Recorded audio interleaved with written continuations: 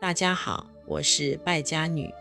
女娲是上古时代掌管婚姻生育的大神。女娲与伏羲既是兄妹，亦是夫妻。传说华胥氏因为在雷泽踩了大脚印而生下了伏羲。历代出土的壁画石雕中，伏羲和女娲经常以人手临身、蛇尾交缠的姿态出现。女娲左手拿着圆规，右手擎着蟾蜍，代表月亮；伏羲右手拿着矩尺，左手托着金乌，代表太阳，象征一女一男、一阴一阳、天圆地方的传统世界观。女娲的记载最早出现于《山海经》，《大荒西经》有神10人，名曰女娲之，常化为神，处力广之也。横道而处是说有10个从女娲的肚子里化育出来的神，他们活动于广袤的荒野、道路上的各处。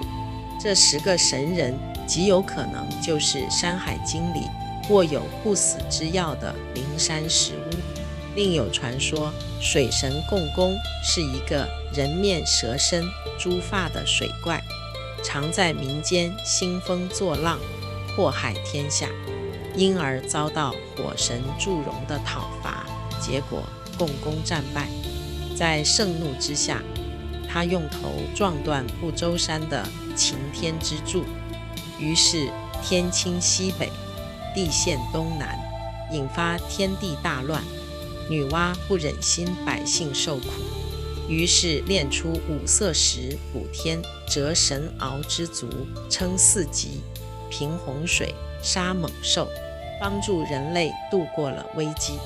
民间感念女娲补天造人的恩德，便尊其为娲皇，与伏羲、神农、燧人3皇并列。她是最早创生万物的大地之母。《封神演义》第1回提到，3月15日乃女娲圣诞之辰，商纣王前往女娲宫进香祭祀，见女娲圣像貌美非常，竟起了色淫之心，在庙墙上题了一首艳诗，亵渎了女娲娘娘。